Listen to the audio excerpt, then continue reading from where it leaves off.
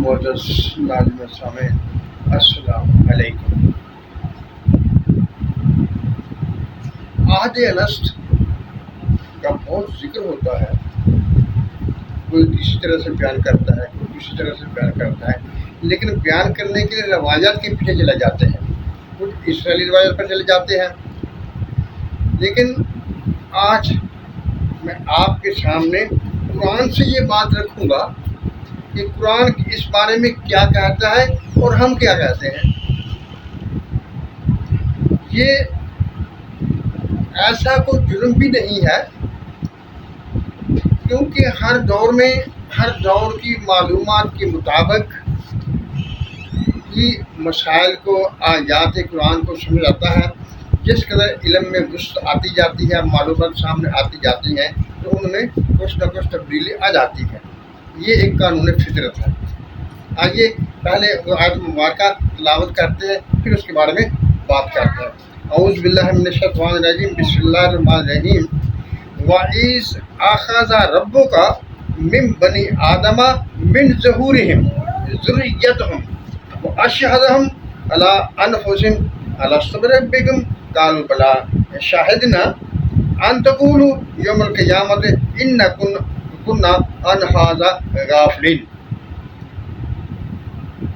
یہ آیت مبارکہ جو میں آپ کے سامنے تلاوت کرنے کا شرف حاصل کیا، آئیے اب اس کا ترجمہ دیکھتے ہیں۔ وَإِذْ أَخَذَ، اور یاد کرو اس وقت کو جب أَخَذَ رَبُّكَ، تمہارے رب نے، لیا پکڑا، ربک من بنی آدم، بنی آدم سے، من ظہورہم ان کی پشتوں سے، ذریتہم ان کی اولاد کو،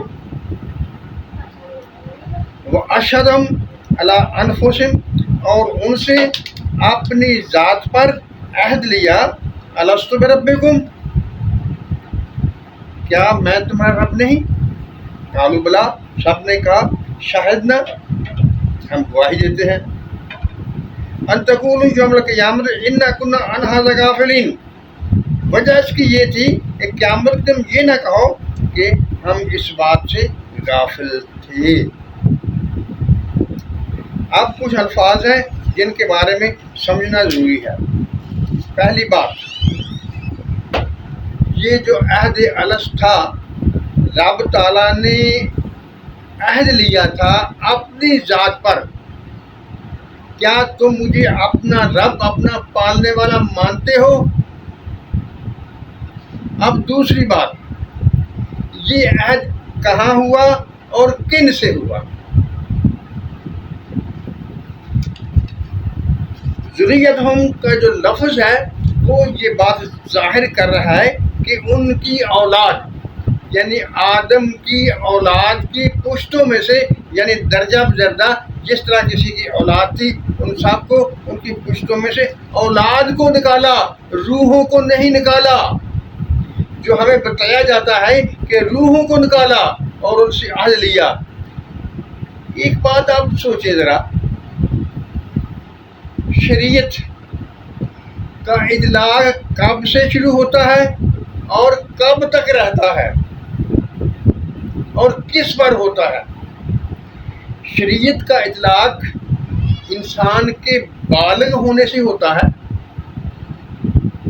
جب وہ بالغ ہوتا ہے تو اس پر شریعت کا اطلاق ہو جاتا ہے، اور اس وقت تک وہ اطلاق رہتا ہے جب تک اس کے ہوش و حواس قائم رہیں۔ کسی بیماری کی وجہ سے اس کے ہوش و حواس جاتے رہیں تو بھی شریعت کا اطلاق ختم ہو جائے گا، یا موت کے قریب اس کے حواس باطل ہو جائے تو پھر بھی شریعت کا اطلاق اسے جاتا رہے گا۔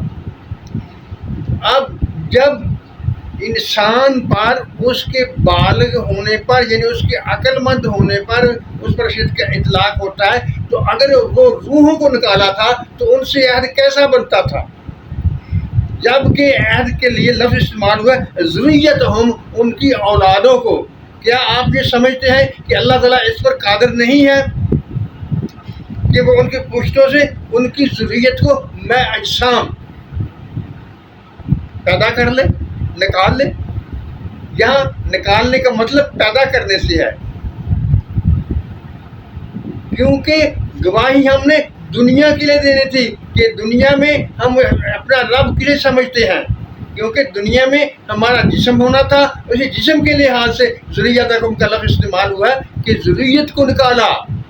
یہ اللہ کے لیے آسان ہے، اللہ تعالیٰ کر سکتا ہے، صرف ہم یہ نہیں کہہ سکتے کہ انہوں نے صرف روح کو نکالا تھا۔ روح تو ایک جز ہے یہ جسم کا، اس جسم میں روح بھی ہوتی ہے، نفس بھی ہوتا ہے، دونوں چیزوں سے مکمل ہو کر انسان بنتا ہے۔ اب نصف سے عہد لینا، نصف کو چھوڑنا، اس کا کوئی منطق نہیں بنتی۔ یہ وہ اولاد تھی جو ان کی پشتوں سے نکالی تھی، اور اس اولاد ہی سے جو ہے نا وہ عہد لیا گیا تھا، اور اسی لیے لیا گیا تھا، اولاد سے لیا گیا تاکہ ان کو یاد رہے۔ ہم یہ نہیں کہہ سکتے جب اللہ تعالیٰ ہمیں بتا رہا ہے کہ میں نے تم سے عہد لیا تھا تو پھر ہم کہ نہیں لیا تھا، یہ نہیں ہو سکتی۔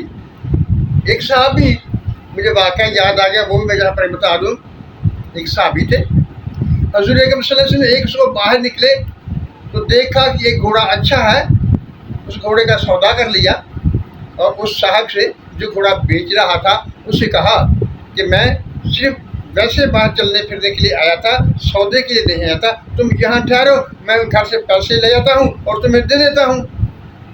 لیکن وہ گھوڑا بیچنے والا بے ایمان ہو گیا اور اس کو زیادہ پیسے ملے تو اس نے اس کو گھوڑا بیچ دیا۔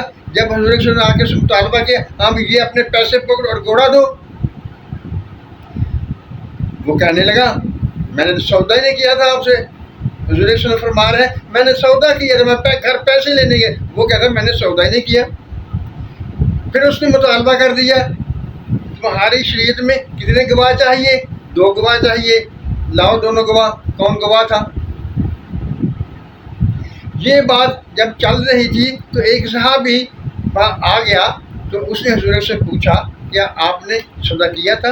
حضور نے فرمایا ہاں میں نے سودا کیا تھا، گھر سے پیسے لینے گیا، یہ بے ایمان ہو گیا۔ تو اس صحابی نے کہا اس گھوڑے والا سے میں گواہی دیتا ہوں کہ حضور صلی اللہ علیہ وسلم نے تم سے سودا کیا تھا اور یہ گھر پیسے لینے کے لیے گئے تھے۔ جب یہ بات ہو گئی تو حضور صلی اللہ علیہ وسلم صحابی سے پوچھا بتاؤ تم تو موجود نہیں تھے، تم نے کیسے گواہی دے دی؟ وہ صحابی کہنے لگے دیکھیے آپ کے کہنے سے ہم نے آپ کو نبی مانا، اور آپ کے کہنے سے خدا کو مانا، آپ کے کہنے سے قیامت کو مانا، آپ کے کہنے سے حشر نشر کو مانا۔ جب آپ کے کہنے سے ہم سب ساری باتیں مانتے ہیں تو یہ کیوں نہیں مان سکتے ہم کہ آپ نے سودا کیا تھا؟ اگر اس کی کوئی ویلیو نہیں تھی ضروریت ہم سے عہد لینے کی تو پھر اس وعدے کا کیا کہنا؟ وہ وعدہ اولاد بنی آدم ہی سے لیا گیا تھا، کوئی ارواح نہیں تھی۔ اب دیکھیے دوسری چیز، وہ وعدہ کہاں لیا گیا تھا؟ میدان عرفات میں، جہاں حج کے لیے لوگ جمع ہوتے ہیں، روایت یہی بتاتی ہے۔ جب اس دنیا میں وعدہ لیا گیا تھا اور اولاد سے لیا گیا تو لا محالہ اللہ تعالیٰ نے اولاد بنی آدم ہی کو نکالا تھا اور انہی سے عہد لیا تھا، اور اس بات کی دلیل بنایا تھا کہ قیامت دن انکار نہ کر سکو۔ معزز ناظرین سامعین، قرآن ایک فصیح و بلیغ کتاب ہے، اس کے ایک ایک لفظ سے ہزاروں مسائل حل ہوتے ہیں، لیکن شرط یہ ہے کہ ہم غور و فکر سے کام لیں، سمجھنے کی کوشش کریں۔ اگر ہم غور و فکر کریں گے، سمجھیں گے تو اس کی فضاحت و وضاحت ہمیں ہر معاملے میں رہنمائی کرتی رہے گی، اور قیامت تک کے مسائل کا حل ہمیں اس میں سے ملتا رہے گا۔ ہر دور کے اپنے تقاضے ہوتے ہیں، ہر دور کی اپنی معلومات ہوتی ہیں جن کی بنا پر قرآن مجید میں غور و خوض کیا جاتا ہے۔ کبھی وہ وقت تھا جب کہا جاتا تھا سورج اور چاند چلتے ہیں، زمین ساکن ہے، لیکن آج وہی چیزیں قرآن سے ثابت ہوتی ہیں، بھی زمین بھی حرکت کرتی ہے، چاند بھی حرکت کرتا ہے، سورج بھی حرکت کرتا ہے۔ مسلمان سامعین، میں ہمیشہ سے یہی کوشش کرتا ہوں کہ ایسی چیز آپ کے سامنے رکھوں جو آپ میں سوچنے کی خواہش پیدا کر دے، آپ کو سوچنے پر مجبور کر دے اور آپ سوچیں اور قرآن کو سمجھیں۔ اللہ تعالیٰ ہم سب پر اپنی رحمت کی بارش کرے، ہمیں سچ بولنے، سچ سننے اور سچ پر قائم رہنے کی توفیق عطا فرمائے۔ آمین۔ اللہ حافظ۔